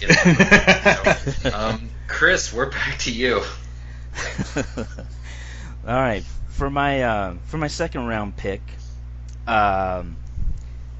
I think this one could also be used as a weapon of some sort, depending on what kind of velocity you can wind up with. My second round pick, I'm going for the good old orange. It's a very good source of vitamin C. It's a very important part of your everyday breakfast. You get yourself a good, nice, firm orange, and you could probably wail away on someone for hours with that thing. And they come in a bag, so if one splits open, you can just grab a second one and keep hurling it. That's true. So the orange is the only negative drawback of the orange, of course, is you got to be sure and you get the seedless variety, because damn it, I hate picking seeds out of my teeth. Oh, they're the worst. Yeah, looking at my list, I have very few fruits with the seed issue. So that's definitely a sticking point for me as well. And I'm sticking to the basics with my picks so far. So yeah, the orange is my second pick. Right. Now, I just got a text message when you made your pick from our commissioner, Rob Manfred. You also get tangerines kind of tossed in there as a freebie. Oh, nice. Because they're close enough. And you can put them on a salad. That's true. And the other nice thing about oranges is they don't leave a bruise. So, go nuts when you're beating people with oranges, everybody. Boy, we got dark a lot quicker than I thought. This is what I thought this is like the Sopranos pick fruit. I really thought we'd be at least in the third or fourth round before we got this dark, but hey, that's why we do this, right? All right, Jason, how can we follow up your first pick of plantain? How can we go?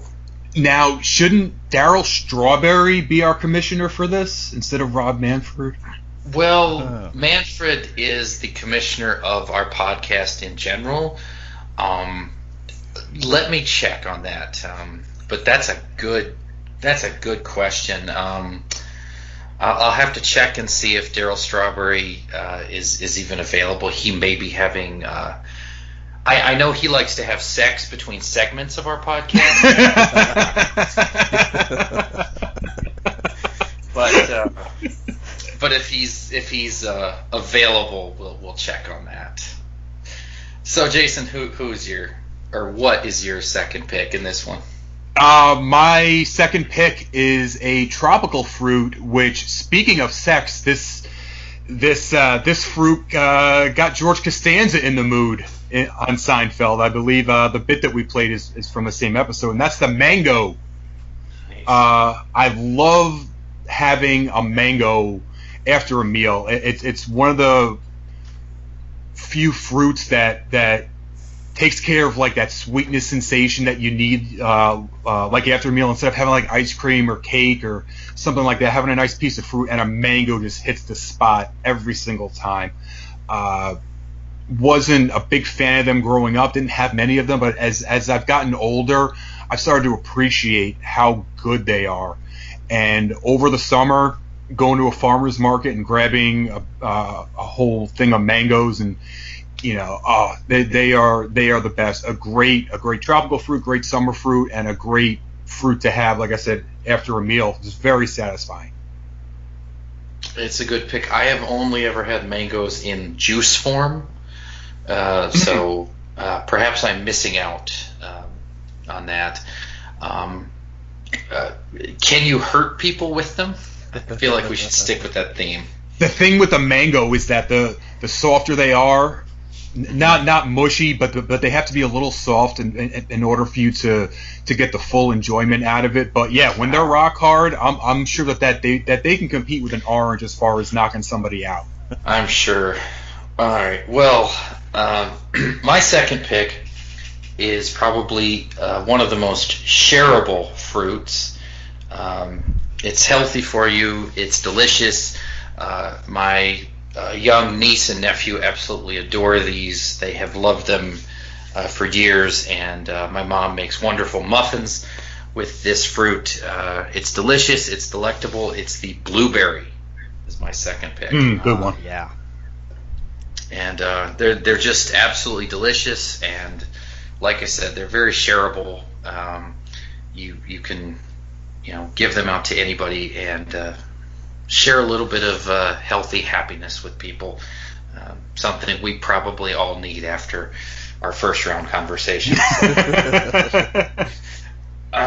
Chris, start off round 3. What do you got? All right, my third round pick. We're still sticking to the basics here as we get deeper into the draft. My third pick is the apple.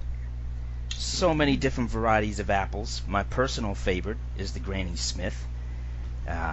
Nice and sour, nice bright green color. The thing about apples is that you can eat them raw. You gotta wash them first, of course, and then peel that sticker off the outer layer as well. Wait, what? You're supposed to take the sticker off? Oh man, I've been doing this wrong for a long time. What about the core? Is that okay? The core is used for pelting people with. All right, now that we're back on the right track. But the best thing about an apple, of course, is how much more American can an apple get when it's put inside a nice, delicious, hot apple pie. Ah, yes. Just ask Jason Biggs. Yeah, well, that we somehow got darker. Yeah, that's a great pick. It's probably one of the most famous fruits. It's according to lore, it is the fruit that Eve gave to Adam. So it's the reason that we are all all cuckoo about religion, and also the reason we're all cuckoo about iPhones and such. So, but I will say one negative is if you get one of those mealy, mushy apples, it is, oh god, it's like eating a nightmare. It's so bad. Yeah. That's why I couldn't I wanted to put the apple on my board. I have it at number 8. Yes, I ranked fruit. My life is rich and full. But yeah, if you get a mushy apple, one that's not quite ripe or maybe overly ripe, it is among life's worst experiences. Whereas if you get a ripe one, it's a good pick. All right, Jason, your third choice. All right. Very specific with the type of fruit here. It is something that it's only available for about 2 months a year, usually late summer into early fall, like that Labor Day time of year, and that is the cotton candy grape. Ooh, interesting. I don't know if you guys have ever had them, but I don't know what they do to them. It's like they inject them with like this cotton candy flavored substance. I don't care. I don't know what it is, but all I know is if you get a bag of them, they will be gone within a matter of minutes. They are absolutely delicious. Have you guys ever tried them before? No. Is that a regional thing? I first had them when I lived in the Raleigh area, and I've seen them up here in New York too. So I think that this is something that maybe if you go to Whole Foods or something and ask them if they have them, like during that time of year, they might, because it's Whole Foods carries that type of unique fruit. So that's a place you might want to check out to see if they have them down in good old Texas. But yes, the cotton candy grape is fantastic. I live in a town with 3 Walmarts, so I doubt we have a Whole Foods anywhere. Sorry, Chris, you were saying? Yeah, I have to raise a flag on this one real quick before your choice, Joel. Sure. Does this take raisins off the board? Well, my question is, does this take grapes as a whole off the board? Because cotton candy grapes are very specific and esoteric. I'm inclined to say yes on taking grapes off the board, but no on raisins, because it's an entirely different thing. Well, let's ask Daryl. What's Daryl think? Yeah, I'll text him and let you guys know. Grapes was actually on my board. It was something I was thinking about. Real quick, red or green for regular grapes? Red or green? Green. Red. Ooh. When I was younger, I would go with green grapes, but as I've gotten a more sophisticated palate, which is, of course, according to Homer Simpson, a special time in a boy's life. I love that line. A red grape, to me, it has to be seedless, but a red grape is very, very tasty. So good pick there. I did get I just now got a response from Daryl Strawberry. He said, take it off, don't stop. What the fuck? Wrong text, I think. I think so. I think he's busy. I'm okay with keeping raisins in this. Let's just make a decision, and if Manfred finds us, then whatever, we'll take care of that down the road. But I'm okay with leaving raisins on the table. They're a different flavor. They're a different texture. To me, I don't even know if I consider them the same thing, honestly. Because let's face it, raisin juice sounds disgusting. Ugh, yeah, that's ugh. All right, so my third pick. As you guys know, I'm not a big fan of the seeded fruits. They're not great, but I'm going to take one that does have a pit. I'm going to take a cherry. Good. Right. Being from Michigan, Traverse City, Michigan, up in the northern part of the Lower Peninsula, is the cherry capital of the world, quote unquote. They have a shop that sells all kinds of cherry flavored things, cherry salsas, cherry jams, cherry jellies, chocolate covered cherries are wonderful. And of course, I would venture to say that cherry pie is superior to apple pie.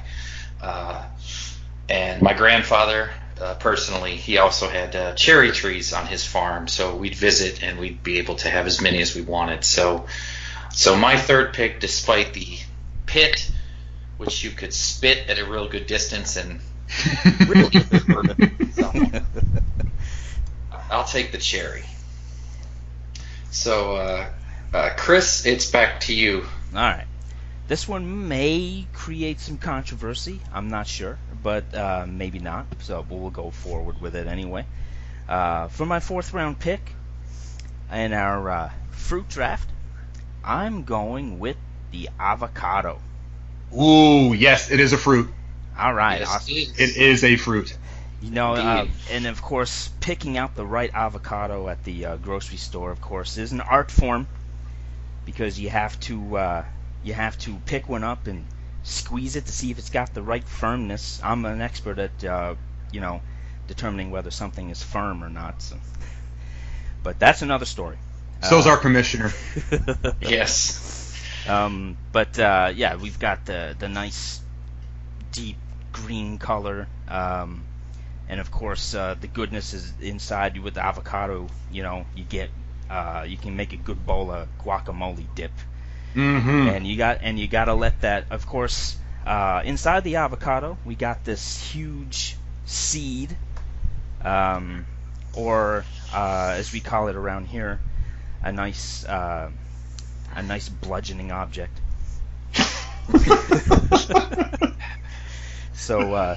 The avocado serves many purposes. You can slice it up and put it on a good old BLT, or you can mash it up and make some guacamole dip for your tortilla chips. Avocado, my fourth round pick. It's a solid pick, nice and Good versatile, one. and Yep. and as you mentioned, sticking with our sub theme, extremely dangerous at the same time. Now, Jason, most of your choices aren't really violent in nature. So, what do you got for number 4? Oh, let's get into the violent ones here. Here's something that That's right, folks. Violent fruit. You get a good one of these, and you could probably knock someone's kitchen window out, and that's the honeydew. Ooh, excellent pick. Good choice.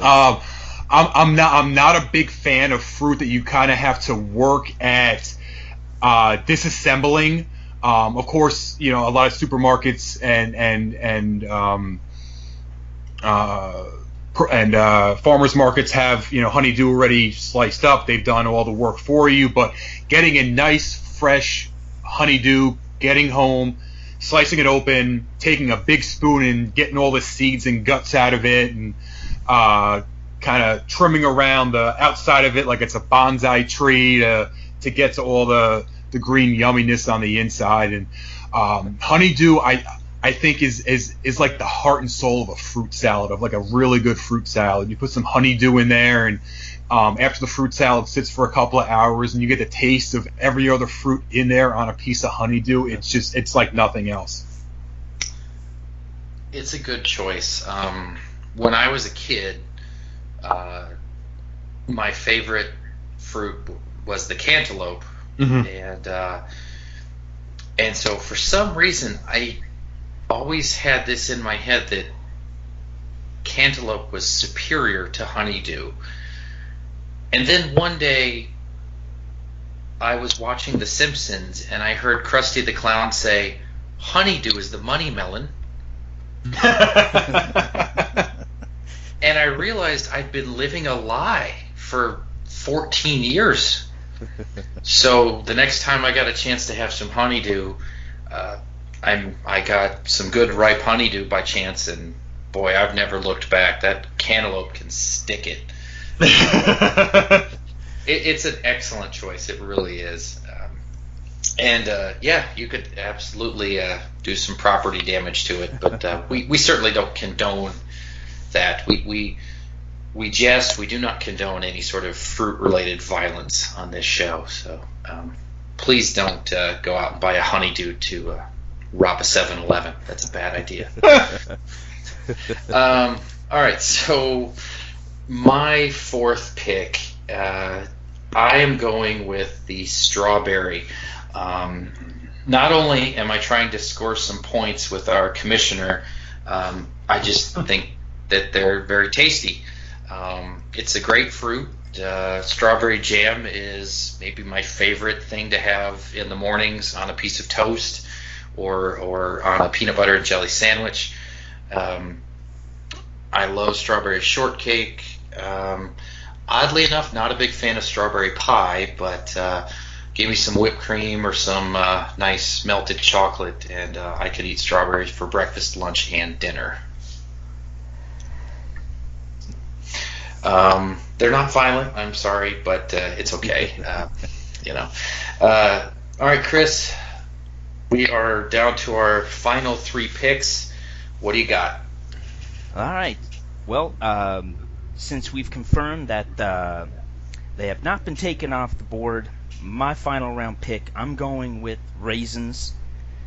You look up the Wikipedia entry on raisins, and I'm not kidding. This is all it says about the good old-fashioned raisin. Raisins are dried grapes. They have a lot of sugar. That's all it says.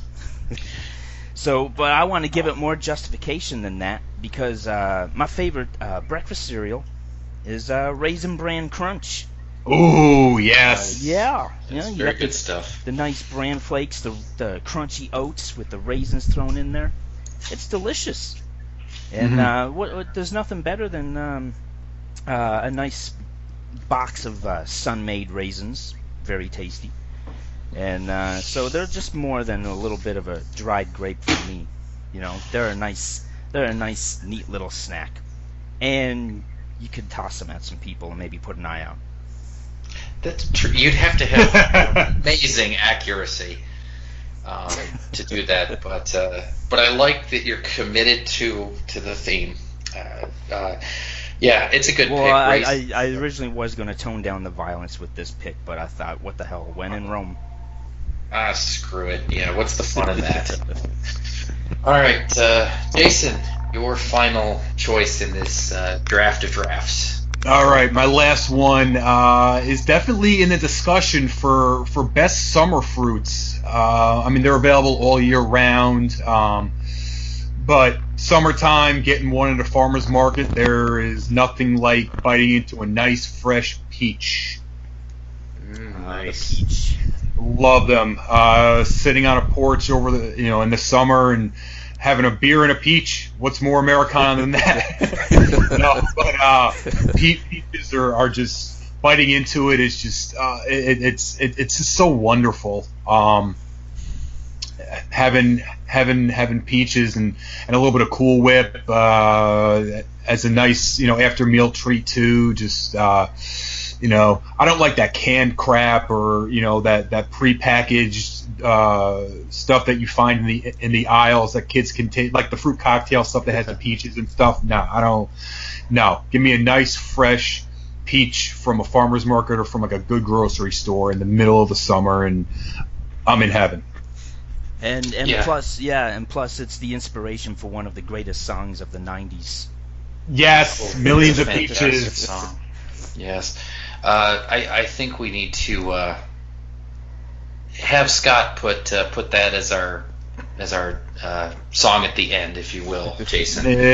It's already on the list. I got it queued up already. Love it. Great song. And plus, those pits really fucking hurt. Yes. Oh, my man. And they don't even pay us for this, guys. They don't pay us for this. All right, so I am closing us out. My last pick. I actually was going to take the peach with my last pick, but I've got a few more possibilities. And so my last pick, I'm going to go with the summer theme as well. And fittingly, since I started the darkness, I'm going with potentially the most dangerous of all fruits, the watermelon. Mm-hmm. Wonderful summer fruit, just like the peach. you know, there are few things better than sitting down to a nice picnic or meal in the summertime, watching a ball game, having hot dogs, hamburgers, and a nice ripe slice of watermelon. And then, of course, you can spit the seeds at people, and they're heavy as hell, so you can easily cripple a man with a whole one. So there we go. So guys, that's it. That's our first sort of out of the box, I guess, if you will, out of left field. See what I did there? Yeah, I'm sorry. I'll show myself out. That's our fruit draft. It was a lot of fun. So Nation, thank you for joining us on this ride once again. But before we sign off, let's just remind you to like us on Facebook and spread the good word, and send us your recommendations for, hey, remember this guy? Send us your recommendations for draft ideas. And what the hell, send us your recommendations if you really want us to talk about something else in baseball. Chris, anything you want to plug or closing comments? Yeah, just let me plug once again, Go Home in the Box on the Place to Be Nation Pop Network, episode 31. Wendigo and the Shining discussion is up on the Podbean site right this very second. Okay. And Jason, in addition to our Facebook page, Place to Be Facebook, and all the lovely things that we've got going on there, what else can we plug? Just once again, all the greatest WWE wrestler ever stuff will be up on Place to Be Nation for the next couple of weeks, with all the honorable mentions, and the final 100 list will be coming out soon too, along with some pod blasts and some podcasts from some staff members giving away their lists. And also wanted to mention that of course on the mothership, on the Place to Be Nation, on the Place to Be podcast with Scott and Justin, every week I have taken over doing some fun fact notes for them. So listen to the notes that I've come up with at the beginning of the episode. Usually Justin reads them off, and they're at the tail end of 1987 now, which is very close and dear to my heart. Probably my favorite era in wrestling. So I'm trying to capture a nice timeline of what was going on in between Madison Square Garden house shows and the Saturday night's main events and the pay-per-views. So of course, tune to Justin and Scott and get caught up with all that stuff. Awesome, very good. And we have not had a lot of sports content on the Nation lately, but certainly with baseball season right around the corner, we'll be firing back up with power rankings every month, hopefully some columns from yours truly and anyone else that would like to contribute, and a few other features possibly, depending of course on how the real world is treating us at the moment. But thank you guys very much for listening, and Jason and Chris, thank you very much for your time. And Nation, we will be back in February, so just a few more weeks till pitchers and catchers. Enjoy. Moving to the country, I'm gonna eat a lot of peaches. I'm moving to the country, I'm gonna eat me a lot of peaches. I'm moving to the country, I'm gonna eat a lot of peaches. I'm moving to the country, I'm gonna eat a lot of peaches. Peaches come from a can, they were put there by a man in a factory downtown. And if I had my little way, I'd eat peaches every day, sun-soaking bulges in the shade. Moving to the country, I'm gonna eat a lot of peaches. Moving to the country, I'm gonna eat a lot of peaches. Moving to the country, gonna eat a lot of peaches.